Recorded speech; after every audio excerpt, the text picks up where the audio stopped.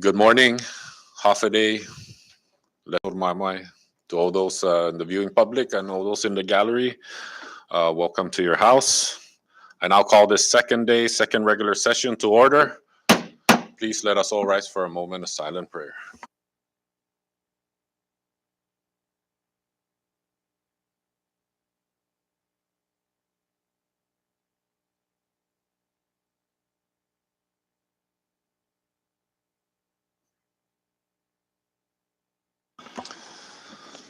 Thank you, everyone. I now like to recognize the clerk to please call the roll.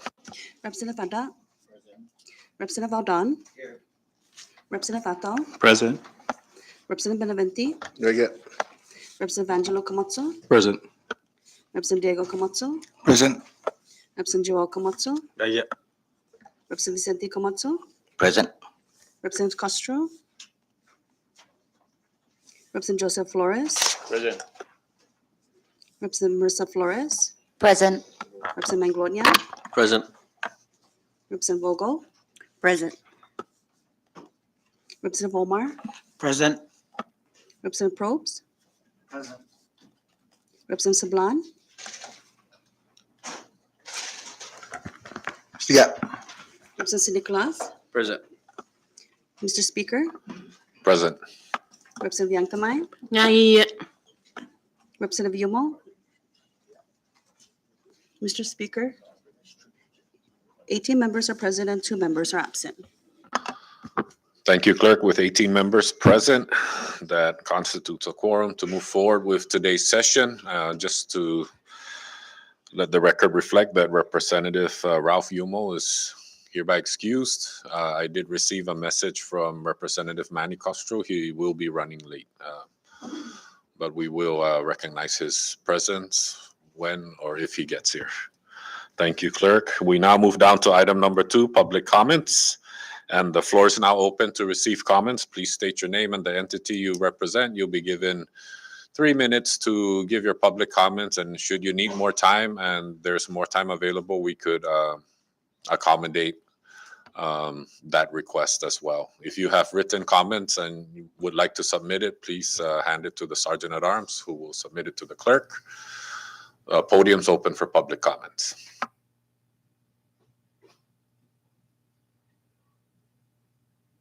All right, seeing that there is none, we now move down to item number 3, adoption of journals, and we have none. We now move down to item number 4, introduction of bills, and I'd like to recognize Representative Marissa Flores. Thank you, Mr. Speaker. At this point, I'd like to introduce House Bill number 2368 to increase the passenger vehicle excise tax to 10% and for other purposes. Thank you. Thank you, Representative Marissa Flores. Your House bill will be referred to the Committee on Ways and Means. Since Representative Manny's not here, we'll go ahead and quick recess.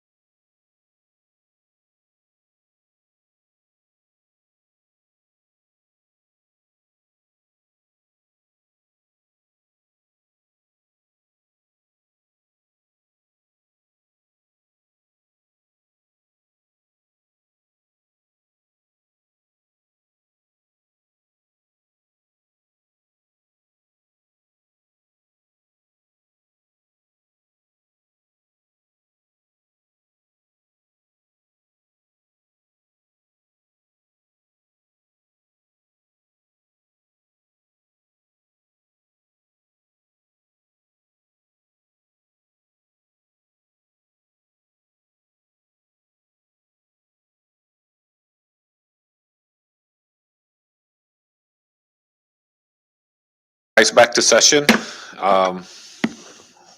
Since Representative Manny Castro is on his way, we'll go ahead and come back to the introduction of bills when he gets here. With nothing further, we move down to House local bills, and I recognize Representative Roman Beneventi. Thank you, Mr. Speaker and members.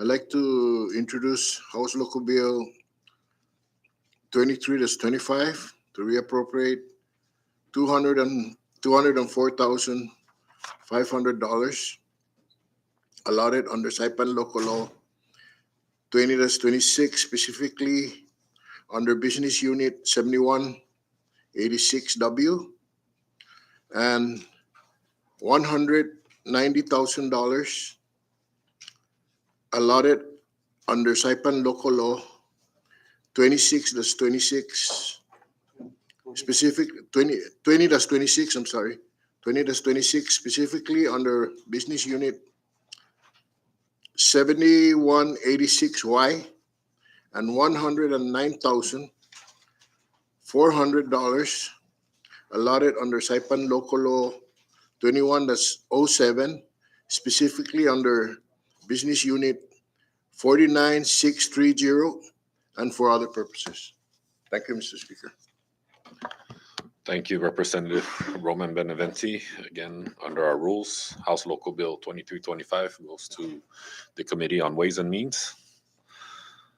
Thank you, colleagues. Under House Legislative Initiatives, we have none. Under item number 5, introduction of resolutions, we have none. Item number 6, messages from the governor. I recognize the clerk. Thank you, Mr. Speaker. Under item 6, messages from the governor, we have Governor's Communication 2344 to 2347. Thank you, clerk. Any House Local Bill 23-16, Draft 1, which is now Saipan Local Law number 20-26, Saipan Local Law number 23-04. So I want to thank the administration for that. Thank you. Thank you, Vice Speaker. Any further discussions? Recognize Representative John Paul Sablan. Thank you, Mr. Speaker.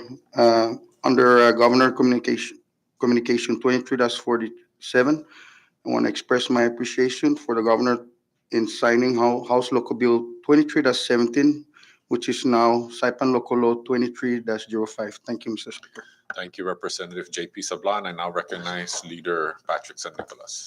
Thank you, Mr. Speaker. This is to thank Governor Palacios for signing into law House Local Bill 23-13, D1 appropriating $124,000 for revenues collected from poker fees in the second senatorial district, and House Local Bill 23-18 to reappropriate $36,000 allotted under Tinan Local Law 23-01 and $40,000 from Tinan Local 23-2 for other purposes. Thank you, Mr. Speaker. Thank you, Representative Patrick San Nicolas. Any further discussions? Ready? Ready. All right, members, I'd like to call for a quick short recess. Short recess.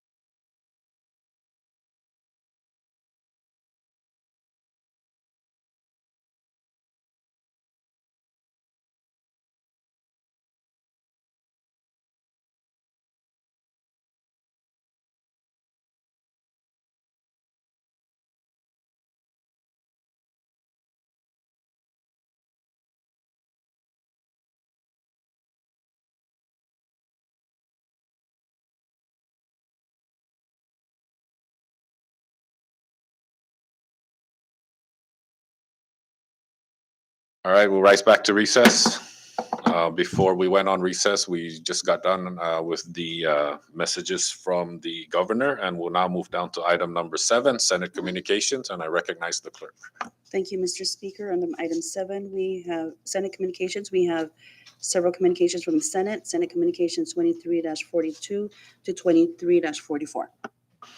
Thank you, clerk. I now recognize the floor leader for the motion to accept Senate Communications. Floor leader. Thank you, Mr. Speaker. I move that the House accept Senate Communications 23-42, 23-43, and 23-44, so that it becomes the property of the House. So moved. Thank you, Floor Leader. A motion has been made by the Floor Leader to accept Senate Communications, and it has been seconded. Any discussions? Ready? Okay, all in favor to accept Senate Communications, please say aye. All opposed, please say nay. The ayes have it. Senate Communications are now the property of the House. Under Senate Communication 23-43, returning House Concurrent Resolution 23-2 with amendments. Senate Substitute 1 will be placed on today's resolution calendar for action. Senate Communication 23-44 will be referred to the Committee on Ways and Means. Thank you, colleagues. We now move down to item number 8, House Communications, and I recognize the clerk. Thank you, Mr. Speaker. On item 8, House Communications, we have one item, House Communication 23-51. Thank you, clerk. Any discussions under House Communications? Ready? Thank you, colleagues. We now move down to item number 9, Communications from the Judicial Branch. We have none. Item number 10, Communications from Departments and Agencies. We have none. Item number 11, Miscellaneous Communications. We have none. And item number 12, Reports on Standing Committees. I recognize the clerk. Thank you once again, Mr. Speaker. On item 12, Reports of Standing Committees, we have 2 reports ready for House action. Standing Committee Report 23-37 and 23-38. Thank you, clerk. I now recognize the Floor Leader for the motion to adopt Standing Committee reports. Floor Leader. Thank you, Mr. Speaker. I move for the adoption of Standing Committee Report number 23-37, reporting on House Bill number 23-18 entitled "To Reduce the CNMI's Growing Litter Problem and to Conserve Resources by Accepting Beverage Containers for Refund Value and Providing Penalties." Your House Committee on Natural Resources recommends that the House pass the bill in the form of House Bill number 23-18, House Substitute 1. So moved. Thank you, Floor Leader. A motion has been made for the adoption of Standing Committee Report number 23-37, and it has been seconded. Any discussions? Ready? All in favor to adopt Standing Committee Report 23-37, please say aye. All opposed, please say nay. The ayes have it. Standing Committee Report 23-37 is hereby adopted. Floor Leader. Thank you, Mr. Speaker. I now move to for the adoption of Standing Committee Report number 23-38, reporting on House Bill number 23-28 entitled "To Clarify the Process for Appropriation of Administrative Expenses of the Department of Public Lands and Timely Transfer of Funds to the Marianas Public Land Trust." To amend the process for appropriation of administrative expenses of the Department of Public Lands and timely transfer of funds to Marianas Public Land Trust. Your House Committee on Natural Resources recommends that the House pass the bill in the form of House Bill number 23-28, House Substitute 1. So moved. Thank you, Floor Leader. A motion has been made to adopt Standing Committee Report 23-38, and it has been seconded. Any discussions? Ready? All in favor to adopt Standing Committee Report 23-38, please say aye. All opposed, please say nay. The ayes have it. Standing Committee Report 23-38 is hereby adopted. Thank you, colleagues. That's all under Standing Committee Report. Under item number 13, Reports of Special and Conference Committees, we have none. Under item number 14, Unfinished Business, we have none. And before we go to the resolution calendar, Clerk, I'd like you to please note that Representative Manny Costru is present for today's session. And with that, I would like to go back to item number 4 in the introduction of bills. And I'd like to recognize Representative Manny Costru for the introduction of House Bill 23-69. Thank you, Mr. Speaker. Also, thank you for your consideration. I'd like to introduce House Bill 23-69 to exempt CNMI agencies from obtaining a permit for the repair, maintenance, or replacement of any public improvement that is not a new improvement and for other purposes, introduced by myself and several others. Thank you, Representative Manny Costru. House Bill number 23-69 will be referred to the Committee on JGO. All right, thank you, colleagues. We'll now move back to the resolution calendar, item number 15. And I now recognize the floor leader. Thank you, Mr. Speaker. I now move to reject House Concurrent Resolution number 23-2, Senate Substitute 1, a House Concurrent Resolution to approve revenues and resources of the Commonwealth of the Northern Mariana Islands as identified pursuant to Article 3, Section 9A of the Constitution as amended, and 1 CMC Division 7 for fiscal year 2024, beginning October 1, 2023, and ending on September 30, 2024. So moved.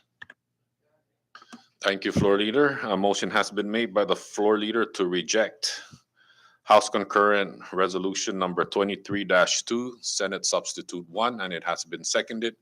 Any discussions on the floor? I recognize Representative BJ Atto.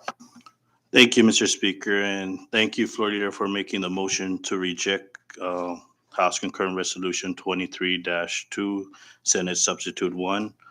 Though we respect our counterparts in the Senate and we understand their point of view on how they presented the concurrent resolution when they adopted it during their session. But unfortunately, we also did our part in the House and submitted the concurrent resolution as presented by the administration. We do understand that the concurrent resolutions only setting the ceiling of the appropriations for the CNMI for FY24.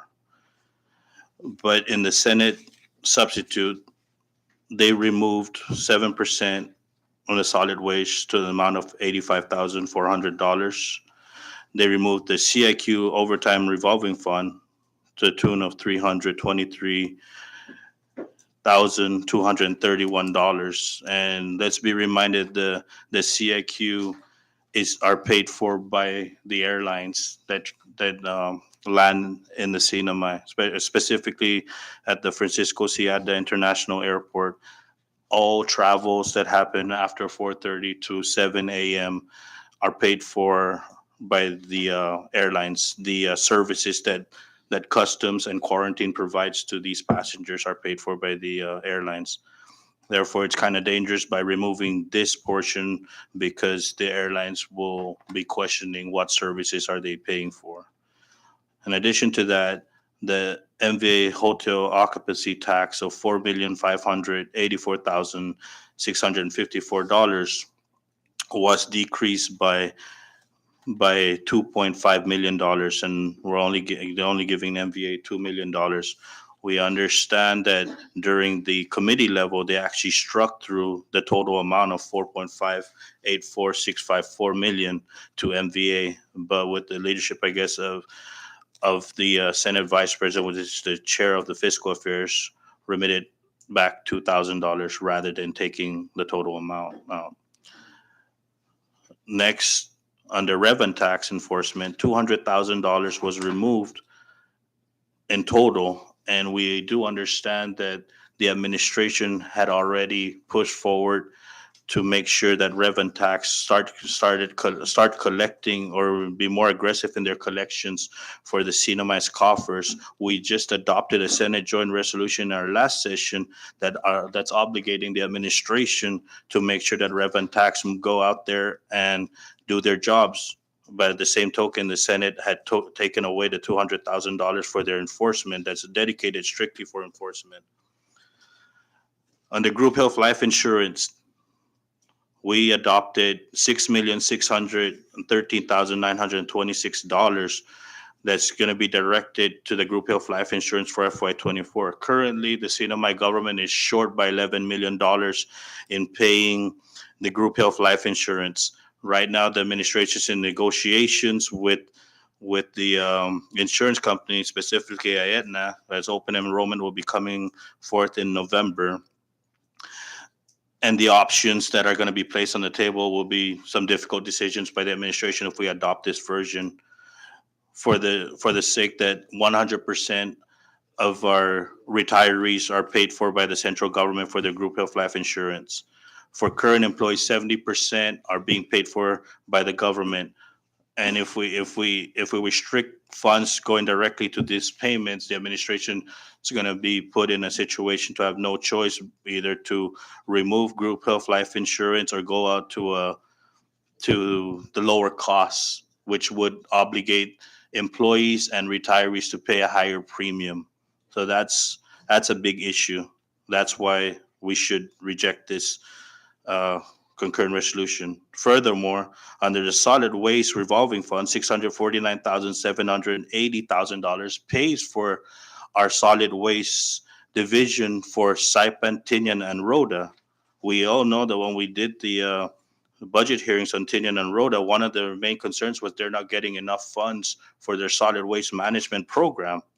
In addition to that, I believe in all the budgets in the past 10 years, one of the provisions that the Senate continuously put into the budget is to get those monies under their respective mayors so that they can have control of the revolving funds. Unfortunately, it's with the authority of the Secretary of the Department of Public Works. By taking this away, now we're really putting them in a worse situation. Now they're not going to get funds for the people that work there and for the functions of the respective senatorial districts. Furthermore, on top of that, the developers infrastructure tax, $108,639 were strucken out. What this does is it prevents the senatorial districts from receiving any of their developers infrastructure tax that are used for appropriating purposes by each respective senatorial district. So for these reasons, Mr. Speaker and colleagues, I respectfully ask that we reject the Senate version so we can go into conference committee and address these issues, because they're, they're removing $9+ million from the top number. And we all know that if we remove these from the top numbers, we're going to have the budget has to be amended, and they have to include these sections under the suspension of earmarks, would essentially inflate the budget furthermore once we deliberate on the budget. So with that, Mr. Speaker, again, I respectfully ask my colleagues that we reject the Senate version of the concurrent resolution. Thank you, Mr. Speaker. Thank you, Representative Attal. Any further discussions? Recognize Representative Roy Adda. Thank you, Mr. Speaker, and thank you, Rep. Atto, for that. And one of my biggest concern is reading through the concurrent resolution. I'll just read it starting from line 10. Governor Palacios' total projected resources in the amount of 172,564 and 62.3, including approximately 9 million from the governor's proposal to increase the business gross revenue tax, which has not been enacted by the legislature. So what this tells me is that these projections are just based on increased tax with no existing law, and including projections of funds from non-existing laws is really irresponsible for us to not look into this and prioritize, because in the event that we do pass the budget and we don't have an existing law to cover for the 9 million, we'll be looking at a deficit again in the 2024 budget. So with that, I am in support of the Senate concurrent resolution. Thank you, Mr. Speaker. Thank you, Representative Roy Adda. Any further discussion? Recognize Representative Patrick San Nicolas. Thank you, Mr. Speaker. Looking at the Senate version of the House concurrent resolution, it has been removed. They removed 9.1 million from the governor's 172.5 million revenue estimates. Well, according from the legal counsel on the Senate, that it's unconstitutional to embed the 9 million because it has not been acted into law. I'm not repeating what is Rep. Adas talking about, but perhaps the legal counsel can chime into this, and at the same time, to balance the budget, collapse the same amount of earmark funds by leaving only 2 million for MVA trust fund as well as 1.4 million for group health life insurance, leaving 115.4 million available for general fund appropriation. And overall appropriation, general fund and DPO is 120 million sum. So my question is, if this one is rejected or not adopted, what funds to cut and how long the analysis to be completed and what options are available to balance this budget. Thank you, Mr. Speaker, and I want the legal counsel to. Okay. Counsel, would you like him to repeat the question or you got that? Well, the question is, the legal counsel in the Senate says it's unconstitutional because it's not acting into law. It's 9.1 million. So where do we go from there? Okay, let me address that one by one. I respect the legal counsel from the Senate's opinion. Lawyers will have different opinions based on their reading of the Constitution, their reading of the statutes. So I think that there is an opinion that I have, and it's shared by some other councils, that we can enact a law which includes the tax, and that would be perfectly constitutional. So if we pass a budget and included in that budget law is a provision increasing a tax, whether it be the BGRT or otherwise, that would make that tax included in the budget bill the tax that's necessary to make the 9.1 constitutional. So I would respectfully disagree with that legal opinion that it would be unconstitutional for the House to pass a budget if assuming we passed a tax included in the actual budget bill. Does that answer your question? Yeah, you did. The other question is, do we have to act on the actual budget first or the concurrent resolution first? So generally speaking, as a practical matter, it's always, I think, prudent to set the ceiling first. And that ceiling is arrived at the concurrent resolution being agreed upon by both the House and the Senate. In this particular case, we haven't passed the Senate version or rejected it for that matter. We're still debating. But by coincidence, the number that the Senate has arrived at is the $115 million net figure. And because the House net figure is the same as the Senate net figure, as legal counsel, I don't believe there's any discrepancies that would prohibit us from engaging in the passage of a House budget, which we already did anyway, by the way, because the net figure is the same. How we arrive at the net figure may be different from how the Senate arrives at their net figure. But at the end of the day, if the ceiling's the same and we appropriate underneath that ceiling, we should be perfectly fine. Thank you. So for this Senate version that reduces the total revenue of 9.1 million, and this amount is based on the increase of the business gross revenue taxes, and if it's not enacted by legislature, and it's not available for appropriation, so where are we going to go from there? Right. So I think that concern is exactly as you were to reiterate, your concern is valid. It would be an imbalance, unfunded liability if we were to spend at 115 without securing the resources to get to the 115. In the Senate side, they reduced the earmarks. On the House side, we increased, or we're presuming we will increase the BGRT. Without an increase in the BGRT or without bringing the cost down, it will be an unfunded liability, that 9.1 million discrepancy. So at the end of the day, we're going to need to spend 115, and we're going to need to find the 115 by either increasing the BGRT or decreasing the costs. If we decrease the cost by decreasing the earmarks, so be it. If we decrease the cost by decreasing money to each office, municipality, agency, department, so be it. But we need to make sure we find 115 in resources if we do spend 115. So I think your concern is very legitimate. Thank you, Council. I yield, Mr. Speaker. Thank you, Representative Patrick San Nicolas. I recognize Representative Marissa Flores.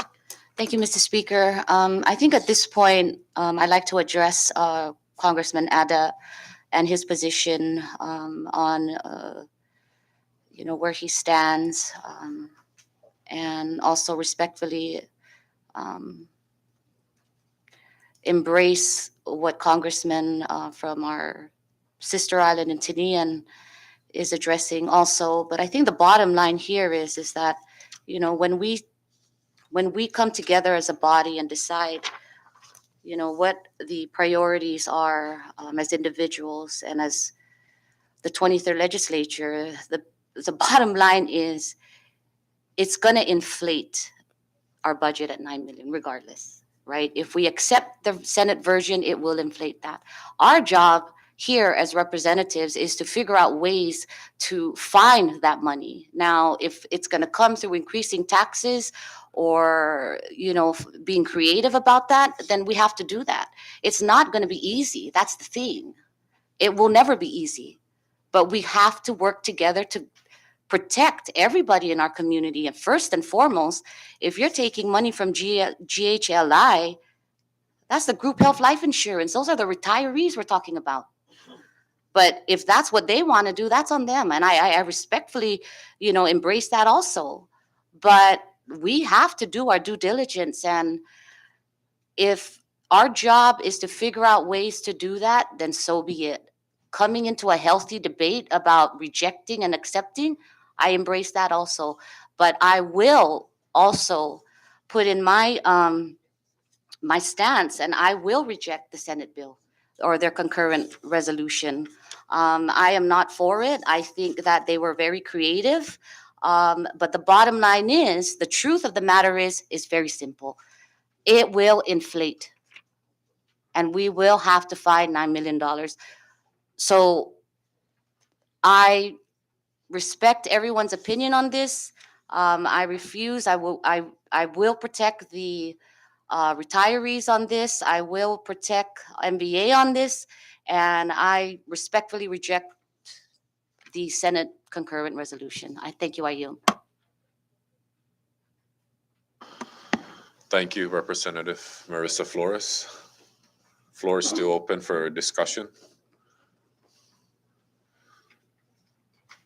Recognize Representative John Paul Sablan. Thank you, Mr. Speaker, and I also want to state for the record that I support the rejection of the amendments offered by our counterparts on the Senate. And just to reiterate the issues that have been addressed already earlier, these are important issues. GLHLI, just like what Rep. Ato and Rep. Flores, Marissa Flores had mentioned, this is an important issue. We cannot just strike out this amount and reduce it. We need to address this. This is health insurance for our people and our retirees. Also, the 200,000 for revenue tax to collect, taxes that are owed to the government. This body just passed the Senate Joint Resolution supporting and encouraging the governor to implement enforcement for collection of tax. And here is the Senate version countering their Senate Joint Resolution by striking out the 200,000 that would support enforcement of collection of tax. There's a lot of issues here, even solid waste. We cannot resource our landfills. We have been cited by EPA so many times. This is risky. We cannot just strike out all resources that will be benefiting our solid waste as a Commonwealth, and this includes the first and second senatorial districts. So there is a lot to debate with our counterparts, and therefore I'm supporting the rejection. I'm ready to debate with Senate counterparts. Thank you. Thank you, Representative John Paul Sablan. Any more under this? Recognize Representative Roman Beneventi. Thank you, Mr. Speaker. I think I will just speak tomorrow. I will speak in tomorrow. So, este na bill, este na resolution ni matsogin ni Senate. Anong natiklaro? Tikabalis. Pues este na bill, ijon niya end results, este na bill ang tapasis na budget. Simply, it would incur deficit. And we're looking for deficit reduction in the future because we have a lot of deficit. But with this bill that the Senate is pushing forward, we are going to incur deficit. You like it or not, we like it or not. The economy is not doing great. Let's look at reality. And Mr. Speaker, I just want to share with the members. I try to elaborate this more in a more open way, not to be specific. So anyway, thank you, Jesus Moshi, just to let you know that. And I support to reject the Senate version. Thank you. Thank you, Representative Roman Beneventi. Recognize Representative Vicente Odan. Thank you, Mr. Speaker. So I just want to put my 2 cents in this thing. So as much as I do not agree with raising taxes and whatnot, right? We are, the CNMI and the world actually is in a very precarious situation, especially when we're talking about how to collect it. And the only way the government, gets its funding is through taxes. Whether we like it or not, this is the way it is. And I do support that, to reject the Senate version. And, I just don't understand how that, like, let's say, for example, NVA, okay, everybody agrees and everybody knows that the tourism is our #1 industry. And then you're going to turn around and then you're going to cut it. They need the funding, so that they could go out and promote, so that hopefully we can get people to come in, to spend their money and revive our economy. At the same time, also the revenue tax, everybody's been, not just in the legislature, but even the outside, people know that revenue tax needs their enforcement agencies to be up and running, to go out there and collect. Well, how do you expect enforcement to go out there and collect when you don't give them the funding that they need to go out there and collect? It doesn't make any sense, and even for the solid waste, I'm pretty sure that everybody understands that we do not want to defund solid waste, because if we do, as our colleague Ms. Blunt said, we do not want EPA to come knocking on our door and just maybe knocking, if not kick down our door, and then they're going to cite us for violating EPA regulations. It's already bad enough that they are doing some things like that already in certain division or departments, CUC for one. Now we're going to have them knocking on our door again for public works. So I do not agree with the Senate version of it, and I want the public to understand that yes, we do not want to, nobody wants to raise taxes, because that increases decreases our purchasing power. But we need to. As much as I don't like it, and I'm pretty sure everybody else agrees that they don't want to raise taxes, because at the end of the day, we're all going to suffer by raising taxes. And I hope and I pray that, with the budget that we can come to agreement with, that the administration will spend it wisely, and do so properly, because we are in a precarious situation. And, and looking at the big picture, with the touchback issue, it's going to affect the collection again, and so we're just talking about, government funding, but we, without the workforce that we need and the businesses to go out there and provide the product and the services, and then the government cannot collect because there's no work. CUC, for example, they cannot vet out the job because there's no workers. And then how's the money going to go around, and how is the government going to be able to tax? You can't. So I respectfully, I cannot agree with the Senate version. Thank you, Mr. Speaker. You. Thank you, Representative Vincent Odan. Floor is still open for discussion. or debate? Ready? All right, I now recognize the clerk to please call the roll. And again, the motion is to reject House Concurrent Resolution 23-2, Senate Substitute 1. Clerk, please call the roll. Representative Vada? No. Representative Aldon? Nope, reject. Yes, rejected. Representative Vatao? Yes. Representative Benavente? Good. Representative Angelo Camozzo? Yes. Representative Diego Camozzo? Yes. Representative Joel Camozzo? Ungan. Representative Vicente Camozzo? Yes. Representative Castro? Yes. Representative Joseph Flores? Yes. Representative Marissa Flores? Yes. Representative Maglonia? No. Representative Vogel? Yes. Representative Omar? Ungan. Representative Probst? Yes. Representative Sablan? Ungan. Representative Sine Claus? No. Representative Yanktamai? Aware. Mr. Speaker? Yes. Mr. Speaker, 16 members voted yes and 3 members voted no. Thank you, Clerk. With 16 voting yes and 3 voting no, House Concurrent Resolution 23-2, Senate Substitute 1 is hereby rejected. And with that, I will go ahead and form the conference committee.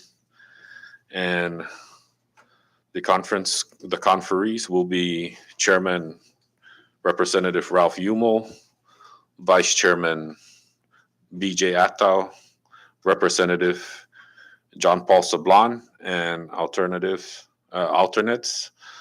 Representatives Marissa Flores and Angelo Camacho.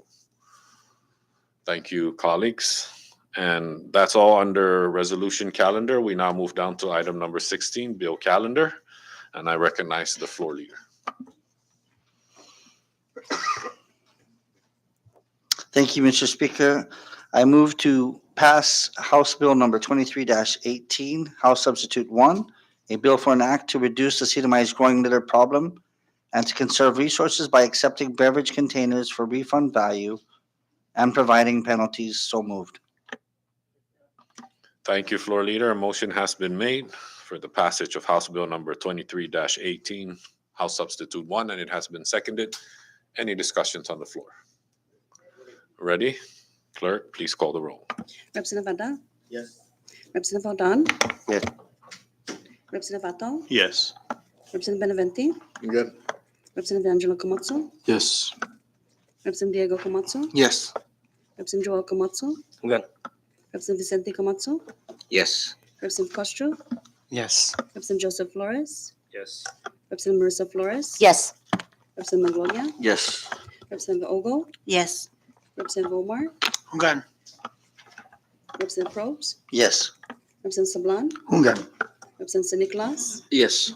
Representative Yanktamai? Yes. Mr. Speaker? Aware. Mr. Speaker, all 19 members present voted yes. Thank you, Clerk. With all 19 members present voting yes, House Bill number 23-18, House Substitute 1 hereby passes the House. Floor leader. Thank you, Mr. Speaker. I now move to pass House Bill number 23-28, House Substitute 1, a bill for an act to amend the process for appropriation of administrative expenses of the Department of Public Lands and timely transfer of funds to the Marianas Public Land Trust. So moved. Thank you, floor leader. A motion has been made by the floor leader for the passage of House Bill number 23-28, House Substitute 1, and it has been seconded. Any discussions? Ready? Clerk, please call the roll. Representative Vada? Yes. Representative Aldon? Yes. Representative Vatao? Yes. Representative Benavente? Good. Representative Angelo Camozzo? Yes. Representative Diego Camozzo? Yes. Representative Joel Camozzo? Ungan. Representative Vicente Camozzo? Yes. Representative Castro? Yes. Representative Joseph Flores? Yes. Representative Marissa Flores? Yes. Representative Maglonia? Yes. Representative Vogel? Yes. Representative Omar? Ungan. Representative Probst? Yes. Representative Sablan? Ungan. Representative Sine Claus? Yes. Representative Yanktamai? Ungan. Mr. Speaker, I would. Mr. Speaker, all 19 members present voted yes. Thank you, Clerk. With all 19 members present voting yes, House Bill number 23-28, House Substitute 1 hereby passes the House. Thank you, colleagues. That completes our bill calendar. We'll now move down to item number 17, miscellaneous business, and the floor is open. Recognize the floor leader. Thank you, Mr. Speaker. Colleagues, do you all have a copy? It says Department of Corrections. There's a memo that Sarge passed out to each and every one of you. Should have a copy there. So I wanted to share this with you. This is a memo coming from the CO3 Swain Canco to his boss, the Commissioner of Department of Corrections, Commissioner Anthony Torres. And in it, as you can see, there's a list of tools and supplies they need for their community outreach program. Now, normally we always try to look for funding and make appropriations to help, important entities like the Department of Corrections. However, we've tried to take it another way. And I reached out to Commissioner asking for a copy of what they need. And as you know, we're coming to the end of our budget, and there may be some money that you may be donating to all good causes, to schools and everything. But colleagues, I ask you to include in there the Department of Corrections.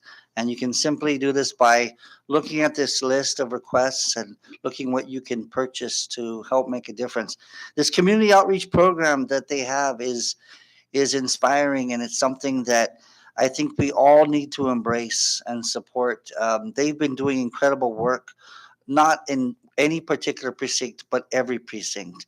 They just recently came into precinct 3, and they went and they cleaned up the area and are doing so much.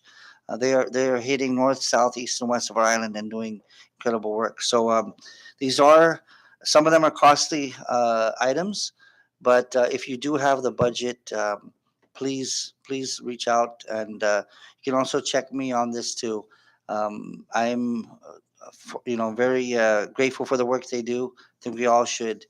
And again, if you have any questions on this, you can reach out to Commissioner Torres at DOC, or to CO3 Swain Kenko, who's leading the community outreach program for them.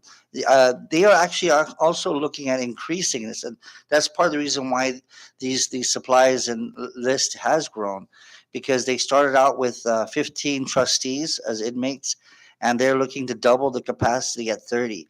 Now, this is such a wonderful program because it is helping us, and we have inmates who are trustees, and that means we trust them, that are using power tools and other things and being given a second chance in life. They are rebuilding their lives too. So I really embrace this program. I hope we all can too. And if you do have a little bit of funding, please help make a difference with DOC. Thank you, Speaker and colleagues. Thank you, floor leader. Recognize Representative Marissa Flores. Thank you, Mr. Speaker, and thank you, floor leader, for this. I totally agree. However, I think I'm going to talk about, something else, and I think it leads me again back to the concurrent resolution presented to us by the Senate, and I'm just going to share my personal sentiment about this. Regardless of what the viewing or everybody here would like to discuss and debate on the current issue, the viewing public also has a sentiment.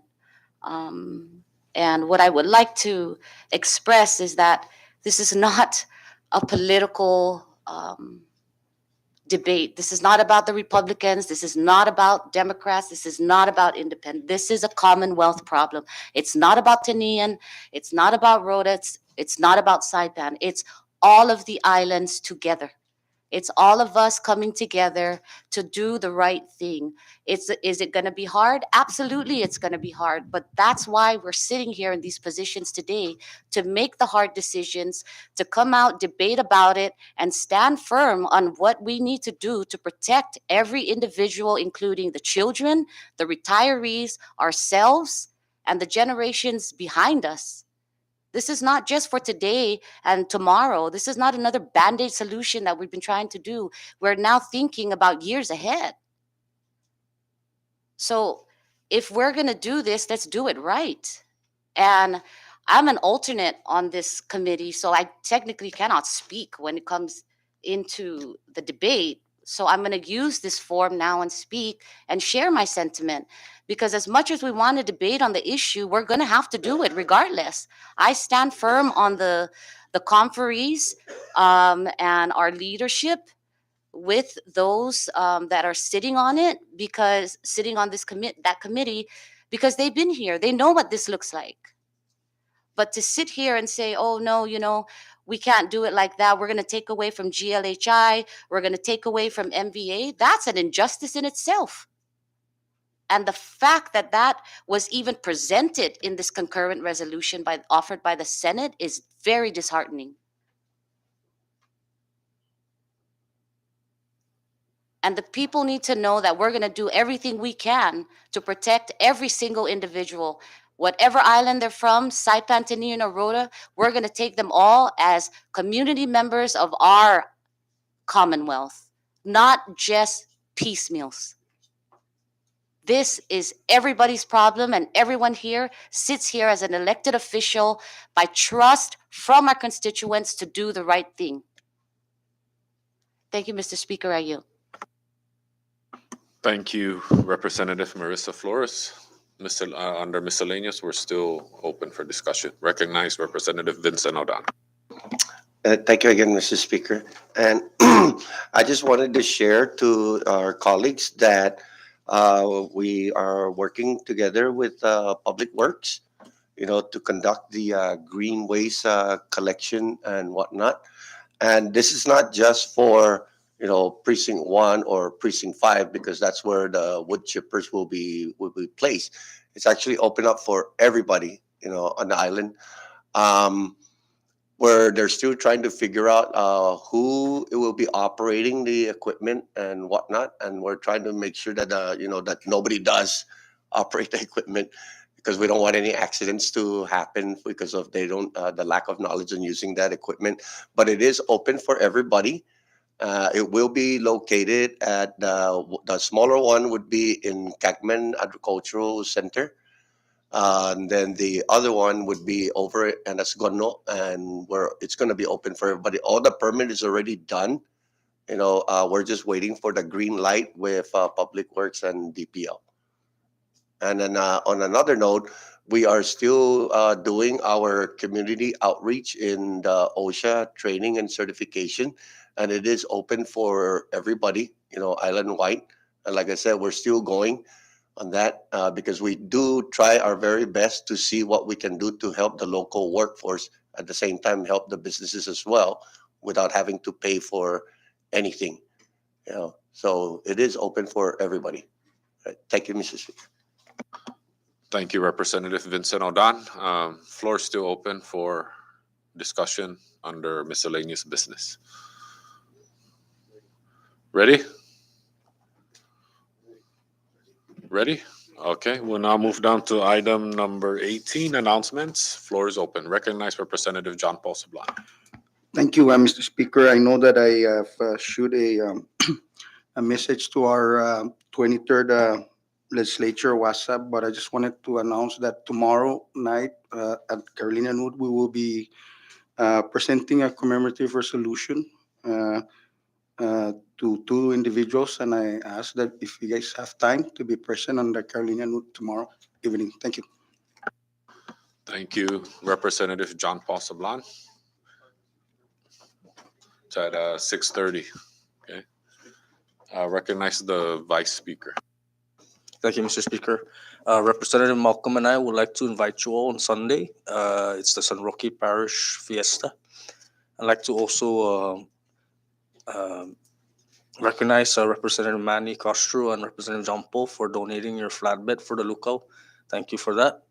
And it's this Sunday, the Fiesta. I will be messaging you all the details. Thank you. Thank you, Vice Speaker. Recognize Representative Manny Castro. Colleagues, in regards to the commemorative resolution 23-7, if you haven't signed it, please, it's here.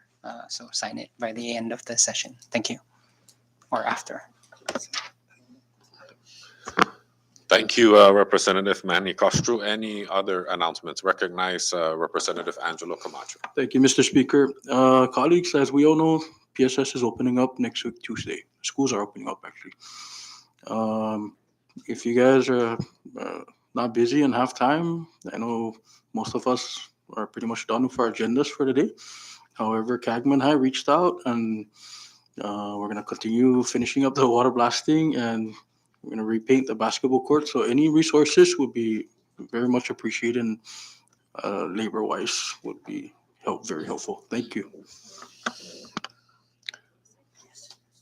Thank you, Representative Angelo Camacho. Any more under announcements?